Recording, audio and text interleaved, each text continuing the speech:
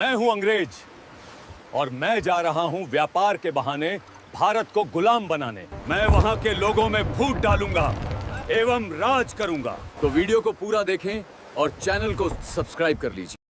जरा सोचिए, बस एक पल के लिए अपनी आंखें मूंद लीजिए और उस दौर की कल्पना कीजिए। एक ऐसा देश जिसके खेत सोना उगलते थे, जहां के कारीगरों की उंगलियों में वो जादू था कि दुनिया हैरान रह जाती थी। एक ऐसा मुल्क जो पूरी दुनिया की अर्थव्यवस्था का 25% हिस्सा अकेले अपने दम पर चलाता था। दुनिया इसे आदर और लालच से सोने की चिड़िया कहती थी। ये वो जमीन थी जहां दुनिया फतेह करने निकले सिकंदर के हौसले भी टूट गए थे, जहां मोहम्मद गौरी जैसे हमलावरों को भी इस मिट्टी पर कब्जा करने के लिए 17 बार मौत से टकराना पड़ा था, जहां मुगलों को भी अपनी जड़ें जमाने में सदियां लग गई थीं। लेकिन सोचिए, जिस देश को बड़ी बड़ी फौजें और तलवारें नहीं झुका पाईं, उसे समुंदर पार से आए कुछ व्यापारियों ने इतनी जल्दी अपना गुलाम कैसे बना लिया। लेकिन फिर समुंदर की लहरों को चीरते हुए व्यापार के भेष में कुछ सौदागर आए। उनके एक हाथ में तराजू था, लेकिन उनकी आंखों में छिपी थी एक प्यासी तलवार। उन्होंने हमारे मसाले नहीं खरीदे, उन्होंने हमारे जमीर का सौदा किया और देखते ही देखते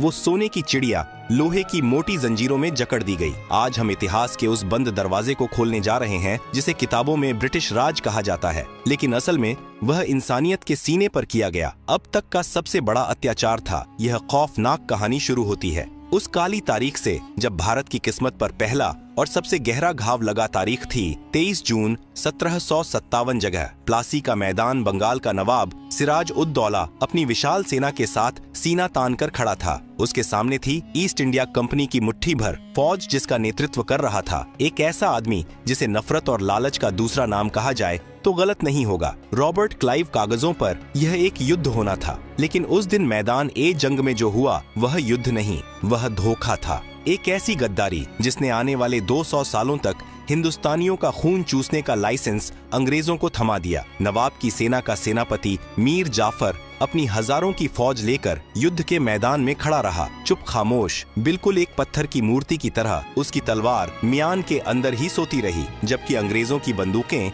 नवाब के वफादार सिपाहियों के सीने छलनी कर रही थीं। जानते हैं क्यों? क्योंकि रॉबर्ट क्लाइव ने मीर जाफर के कानों में सत्ता का जहर घोल दिया था। नवाब को मरवा दो और बंगाल का अगला नवाब मैं तुम्हें बनाऊंगा। उस एक लालच ने, उस एक गद्दारी ने पूरे हिंदुस्तान का सौदा कर दिया। सिराज उद दौला हारे पकड़े गए और बेहद बेरहमी से उनका कत्ल कर दिया गया। लेकिन दोस्तों, असली कहानी जंग के बाद शुरू होती है। असली लूट का खेल अब शुरू होने वाला था। प्लासी की जीत के बाद रॉबर्ट क्लाइव जब मुर्शिदाबाद, उस समय बंगाल की राजधानी के शाही खजाने में दाखिल हुआ तो उसकी आंखें फटी की फटी रह गईं। उसने अपनी डायरी में लिखा था कि वह हीरे जवाहरात और सोने के ढेरों के बीच चल रहा था। उस वक्त लंदन शहर की जो कुल दौलत थी, उससे कई गुना ज्यादा दौलत अकेले बंगाल के एक खजाने में पड़ी थी। और फिर शुरू हुआ संपत्ति का महानिकास। अंग्रेजों ने शराफत का नकाब उतार फेंका। उन्होंने मीर जाफर को गद्दी पर बिठाया, लेकिन वह सिर्फ नाम का नवाब था। एक कठपुतली असली लगाम कंपनी के हाथ में थी। सबसे पहले उन्होंने बंगाल के खजाने से 100 बड़ी नावें भरकर सोना और चांदी कलकत्ता भेजा। जरा उस मंजर के बारे में सोचिए। गंगा नदी में 100 कश्तियां जो हिंदुस्तानी किसानों और मजदूरों की पीढ़ियों की कमाई थी, वो हमेशा हमेशा के लिए हमारी जमीन से बहकर जा रही थी। अकेले रॉबर्ट क्लाइव ने उस जमाने में लाखों पाउंड अपनी निजी जेब में भरे, जो आज के हिसाब से अरबों रुपए होते हैं। लेकिन यह तो बस शुरुआत थी। असली अत्याचार, असली नर्क तब शुरू हुआ जब 1765 में अंग्रेजों ने मुगल बादशाह से दीवानी अधिकार छीन लिए। इसका मतलब समझते हैं आप? इसका मतलब था बंगाल, बिहार और ओडिशा के करोड़ों किसानों से लगान या टैक्स वसूलने का पूरा कानूनी अधिकार अब ईस्ट इंडिया कंपनी का था। एक व्यापारिक कंपनी अब सरकार बन चुकी थी। पहले जब कोई राजा टैक्स लेता था तो बदले में प्रजा की सुरक्षा करता था, सड़कें बनवाता था और अकाल पड़ने पर अपने गोदाम खोल देता था। लेकिन अंग्रेजों का मकसद शासन करना नहीं था, उनका मकसद था निचोड़ना। उन्होंने टैक्स को इतना बढ़ा दिया कि किसान की कमर टूट गई। अगर फसल अच्छी हो तो टैक्स दो, अगर सूखा पड़े तो भी टैक्स दो, अगर बाढ़ आ जाए और सब कुछ बह जाए तो अपनी जमीन बेचकर, अपने गहने गिरवी रखकर टैक्स दो। अंग्रेज अफसर, जिन्हें उस वक्त नवाब्स कहा जाता था, वो गांव गांव घूमते। जो किसान लगान नहीं दे पाता उसे कोड़ों से पीटा जाता, चिलचिलाती धूप में घंटों खड़ा रखा जाता और यहाँ तक कि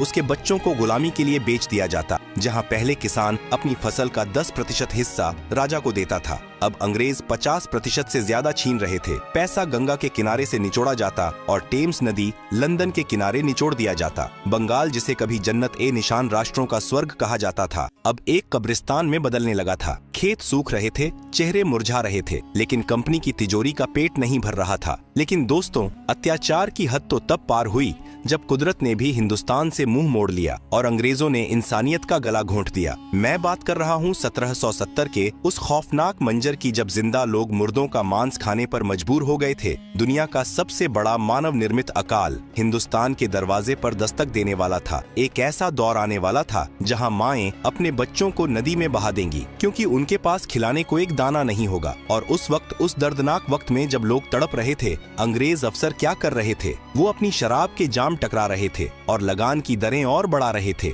आखिर क्या हुआ था? 1770 में कैसे 1 करोड़ लोग भूख से तड़प कर मर गए और ईस्ट इंडिया कंपनी ने इसे मुनाफे में बदल दिया? यह जानने के लिए दिल थाम कर बैठिए, क्योंकि आगे हम उस अंधेरे को देखेंगे जिसे इतिहास कभी भुला नहीं पाया। साल 1769 आसमान से आग बरस रही थी। धरती का सीना प्यास से फट चुका था। बंगाल के किसान आसमान की ओर टकटकी लगाए देख रहे थे कि शायद एक बूंद बारिश गिर जाए। कुदरत ने पानी रोक लिया था। लेकिन दोस्तों, इतिहास गवाह है कि अकाल सिर्फ सूखे से नहीं आता। अकाल तब आता है जब शासक राक्षस बन जाता है। 1770 की शुरुआत होते होते बंगाल में मौत का तांडव शुरू हो चुका था। इसे इतिहास में 76 मनवंतर कहा जाता है। एक ऐसा दौर जिसने हंसते खेलते गांवों को शमशान बना दिया। आप सोच रहे होंगे कि बारिश नहीं हुई तो इसमें अंग्रेजों का क्या कसूर था, और बहुत गहरा था। जिस वक्त खेतों में फसलें सूख रही थीं, ईस्ट इंडिया कंपनी के गोदामों में अनाज सड़ रहा था। लेकिन कंपनी ने वो अनाज अपनी भूखी प्रजा को देने के बजाय उसे ऊंचे दामों पर बेचना शुरू कर दिया। उन्होंने चावल को सोने से भी महंगा कर दिया। अंग्रेजों ने एक नियम बनाया, कोई भी किसान अपने लिए अनाज नहीं बचाएगा, पहले कंपनी का लगान चुकाया जाएगा। सोचिए उस किसान की बेबसी जिसके घर में बूढ़े माँ बाप भूख से तड़प रहे हैं, बच्चे एक मुट्ठी चावल के लिए रो रहे हैं, और अंग्रेज सिपाही उसके घर से वो आखिरी मटका भी छीन कर ले जा रहे हैं जिसमें उसने अगले साल के लिए बीज बचा कर रखे थे। जब अकाल अपने चरम पर था, जब मुर्शिदाबाद और बिहार की सड़कों पर लाशें बिछी थीं, तब ईस्ट इंडिया कंपनी ने क्या किया? क्या उन्होंने मदद के लिए लंगर लगाई? नहीं, उन्होंने उस साल लगान को 10% और बढ़ा दिया। जी हाँ, आपने सही सुना। जहाँ लोग मर रहे थे, वहाँ कंपनी ने अपनी तिजोरियां भरने के लिए मरे हुए लोगों से भी टैक्स वसूलने की कसम खा ली थी। अंग्रेजों का तर्क था, अगर तुम्हारे पड़ोसी मर गए हैं तो उनकी जमीन का लगान अब तुम भरोगे। यह इंसानियत की हत्या नहीं तो और क्या थी? इतिहासकार विलियम हंटर ने अपनी किताब में लिखा है कि वो मंजर इतना खौफनाक था कि जिंदा लोग मुर्दों का मांस खाने पर मजबूर हो गए थे। नदियां लाशों से पट गई थीं। गंगा का पानी लाल नहीं बल्कि सड़ांध से काला पड़ चुका था, क्योंकि लाशों को जलाने के लिए लकड़ियां भी कम पड़ गई थीं। कलकत्ता में कंपनी के अफसर पार्टियां कर रहे थे, वाइन पी रहे थे और लंदन चिट्ठियां लिख रहे थे कि इस साल हमारा मुनाफा पिछले साल से ज्यादा हुआ है। उस एक साल में, सिर्फ एक साल के अंदर बंगाल की 1/3 आबादी साफ हो गई। 1 करोड़ लोगों की मौत का जिम्मेदार कोई वायरस या बीमारी नहीं थी, बल्कि ईस्ट इंडिया कंपनी की लालच थी। यह एक प्राकृतिक आपदा नहीं बल्कि एक मानव निर्मित नरसंहार था। अंग्रेजों ने न सिर्फ हमारा अनाज छीना, बल्कि उन्होंने हमारी खेती करने के तरीके को भी हमेशा के लिए बर्बाद कर दिया। उन्होंने किसानों को मजबूर किया कि वो अपने खेतों में धान या गेहूं न उगाएं, बल्कि वो उगाएं जिससे कंपनी को मुनाफा हो। उन्होंने जबरदस्ती नील और अफीम की खेती करवाई। जरा सोचिए, क्या कोई भूखा इंसान नील खा सकता है? क्या अफीम से किसी का पेट भर सकता है? लेकिन अंग्रेजों को हिंदुस्तानी पेट की नहीं, अपनी जेब की चिंता थी। जिस जमीन पर सदियों से सोना उगता था, वहाँ अब अंग्रेजों ने जहर उगवाना शुरू कर दिया था। 1770 का वो अकाल भारत की रीढ़ की हड्डी तोड़ने का पहला बड़ा हथौड़ा था। बंगाल, जो कभी इतना समृद्ध था कि पूरी दुनिया को कपड़ा और अनाज बेचता था, अब खुद भीख मांगने पर मजबूर हो गया था। लेकिन दोस्तों, यह तो सिर्फ कृषि की बर्बादी थी। अंग्रेजों की भूख अभी शांत नहीं हुई थी। अब उनकी नजर थी भारत के उस हुनर पर, उस उद्योग पर जिसके सामने ब्रिटेन की फैक्ट्रियां धूल चाटती थीं। मैं बात कर रहा हूं भारत के कपड़ा उद्योग की। आगे हम देखेंगे एक ऐसा क्रूर सच जिसे सुनकर आपकी रूह कांप जाएगी। कैसे ढाका की मलमल बनाने वाले बुनकरों के अंगूठे काट दिए गए, कैसे अंग्रेजों ने भारत के करघों को तोड़कर उसे लोहे की मशीनों का गुलाम बना दिया। तैयार हो जाइए आगे के भाग के लिए, जहां हम देखेंगे हुनर का कत्ल और उद्योगों की मौत। दोस्तों, एक वक्त था जब रोम की राजकुमारियां हों या मुगल रानियां, सबकी पहली पसंद एक ही थी, ढाका की मलमल। हमारे बंगाल के कारीगरों के हाथों में वो जादू था कि वो हवा को भी गांठ बांध सकते थे। कहा जाता है कि 6 गज लंबी पूरी साड़ी एक छोटी सी अंगूठी के बीच से निकल जाती थी। दुनिया इसे बुनी हुई हवा कहती थी। 18वीं सदी तक दुनिया भर में जितना भी कपड़ा बिकता था, उसका 25% हिस्सा भारत से जाता था। यूरोप के बाजारों में भारतीय कपड़ों की दीवानगी थी। ब्रिटेन के कारखाने बंद होने की कगार पर थे, क्योंकि कोई भी अंग्रेज भारत के रेशम और कॉटन के सामने अपना मोटा और खुरदुरा कपड़ा नहीं पहनना चाहता था। यही बात अंग्रेजों को चुभ गई। उन्हें समझ आ गया था कि जब तक भारत के कारीगर जिंदा हैं, मैनचेस्टर की मिलें कभी मुनाफा नहीं कमा पाएंगी। और फिर उन्होंने वो फैसला लिया जो इतिहास के माथे पर कलंक बन गया। ईस्ट इंडिया कंपनी ने तय किया कि भारत को अब कपड़ा बेचने वाला नहीं, बल्कि कपड़ा खरीदने वाला देश बनाया जाएगा। सबसे पहले उन्होंने शुल्क की दीवार खड़ी की। अगर भारत का कोई व्यापारी अपना कपड़ा ब्रिटेन में बेचना चाहता तो उसे 80% तक टैक्स देना पड़ता था। यानी हमारा कपड़ा वहाँ इतना महंगा कर दिया गया कि कोई खरीद ही न सके। लेकिन अगर ब्रिटेन का मशीन से बना कपड़ा भारत आता तो उस पर 0% टैक्स था। इसे उन्होंने नाम दिया मुक्त व्यापार। लेकिन यह सिर्फ अंग्रेजों के लिए मुक्त था, भारतीयों के लिए यह मौत का व्यापार था। लेकिन भारतीय कारीगरों का हुनर इतना पक्का था कि इतना टैक्स लगने के बाद भी लोग भारतीय कपड़ा ही मांग रहे थे। जब अंग्रेजों से बराबरी नहीं की गई तो उन्होंने बर्बादी का रास्ता चुना। लोक कथाओं और कुछ ऐतिहासिक दस्तावेजों में एक ऐसा सच छिपा है जिसे सुनकर रूह कांप जाती है। कहा जाता है कि जो बुनकर कंपनी के लिए काम करने से मना करते थे या जो अपना हुनर किसी और को सिखाते थे, अंग्रेज सिपाही उनके अंगूठे काट दिया करते थे। सोचिए उस दर्द को। एक कलाकार जिसकी पूरी दुनिया उसकी उंगलियों में बसी है, उसके हाथ को ही बेकार कर दिया गया ताकि वो दोबारा कभी वो जादुई कपड़ा न बुन सके। कंपनी के गुमश्ता गांवों में जाते, बुनकरों के करघे तोड़ देते, उनके घरों में आग लगा देते और उन्हें पीटा जाता। मकसद सिर्फ एक था, भारतीय उद्योग की रीढ़ की हड्डी तोड़ना। नतीजा क्या हुआ? जो भारत सदियों से दुनिया को कपड़ा पहनाता था, अब वो खुद नंगा हो गया था। हमारे ही खेतों से कपास कौड़ियों के दाम पर खरीदकर जहाज में भरकर ब्रिटेन भेजा जाता। वहां मैनचेस्टर की फैक्ट्रियों में उससे कपड़ा बनता और वही कपड़ा वापस लाकर भारतीयों को ही 10 गुना दामों पर बेचा जाता। 1834 में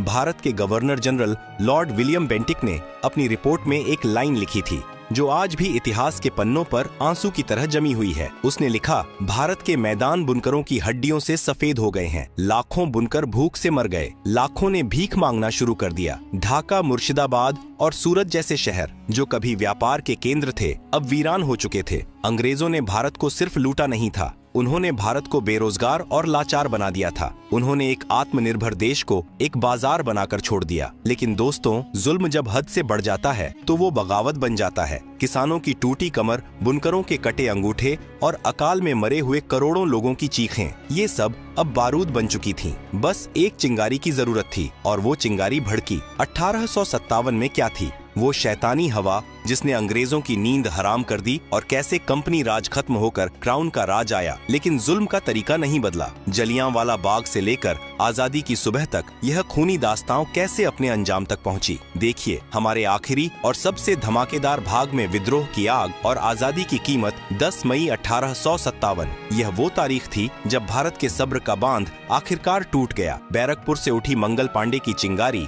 अब एक ज्वालामुखी बन चुकी थी। मेरठ से लेकर दिल्ली तक और झांसी से लेकर कानपुर तक हर जुबान पर बस एक ही नारा था, अंग्रेजों भारत छोड़ो। किसानों ने अपने हल छोड़ दिए और तलवारें उठा लीं। जिन बुनकरों के हाथ काट दिए गए थे, उन्होंने भी ईंट पत्थर उठा लिए। पहली बार हिंदू और मुसलमान कंधे से कंधा मिलाकर उस सफेद शैतान के खिलाफ खड़े थे। लेकिन दोस्तों, अंग्रेजों ने इस विद्रोह का जवाब जिस बर्बरता से दिया, उसे इतिहास में द डेविल्स विंड कहा जाता है। अंग्रेज जनरलों ने आदेश दिया था, दया मत दिखाओ, हर वो शख्स जो बागी लगे उसे खत्म कर दो। उन्होंने विद्रोह को कुचलने के लिए क्रूरता की सारी हदें पार कर दी। पकड़े गए विद्रोहियों को तोपों के मुंह पर बांध दिया जाता और फिर तोप चला दी जाती। इंसान के शरीर के चिथड़े हवा में बिखर जाते। यह सिर्फ मौत नहीं थी, यह एक संदेश था ताकि आने वाली पीढ़ियां बगावत का नाम न लें। इतिहासकार बताते हैं कि ग्रैंड ट्रंक रोड पर मीलों तक ऐसा कोई पेड़ नहीं बचा था जिस पर किसी हिंदुस्तानी की लाश न लटकी हो। हजारों गांवों को आग लगा दी गई, जिसमें बूढ़े बच्चे और औरतें जिंदा जल गए। 1857 में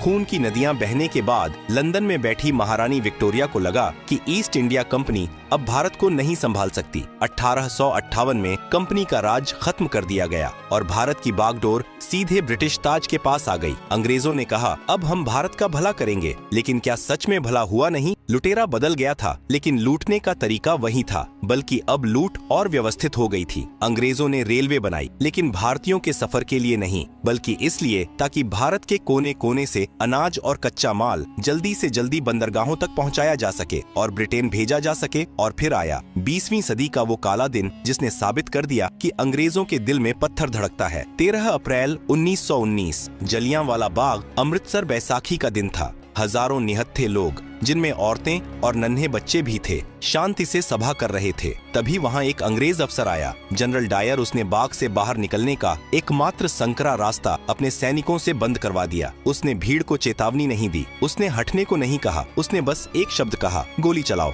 10 मिनट तक लगातार 1650 राउंड गोलियां चलीं। जब तक सैनिकों की गोलियां खत्म नहीं हो गईं, वो नहीं रुके। जमीन खून से लाल हो गई थी। लोग जान बचाने के लिए वहाँ मौजूद कुएं में कूदने लगे। देखते ही देखते वो कुआं लाशों से भर गया। जनरल डायर ने बाद में बेशर्मी से कहा, मैं वहां सिर्फ लोगों को मारने नहीं गया था, मैं पूरे भारत को डराने गया था। लेकिन डायर भूल गया था कि मरे हुए लोगों का खून जिंदा लोगों के पसीने से ज्यादा ताकतवर होता है। जलियांवाला बाग की मिट्टी ने भगत सिंह और ऊधम सिंह जैसे इनकलाबियों को पैदा किया। आखिरकार 200 सालों की गुलामी, 45 ट्रिलियन डॉलर की लूट, करोड़ों अकाल मौतों और अनगिनत बलिदानों के बाद 15 अगस्त 1947 की सुबह आई। अंग्रेज चले गए, लेकिन वो अपने पीछे एक ऐसा देश छोड़ गए जो गरीबी से जूझ रहा था, जिसे उन्होंने टुकड़ों में बांट दिया था। आज जब हम एक आजाद हवा में सांस लेते हैं, तो हमें याद रखना चाहिए कि यह आजादी मुफ्त में नहीं मिली है। इसकी कीमत चुकाई है उन किसानों ने जो भूखे मरे, उन बुनकरों ने जिनके हाथ कटे, और उन वीरों ने जिन्होंने तोपों के सामने सीना तान दिया। उन्होंने हमें लूटा, हमें तोड़ा, हमें मिटाने की कोशिश की,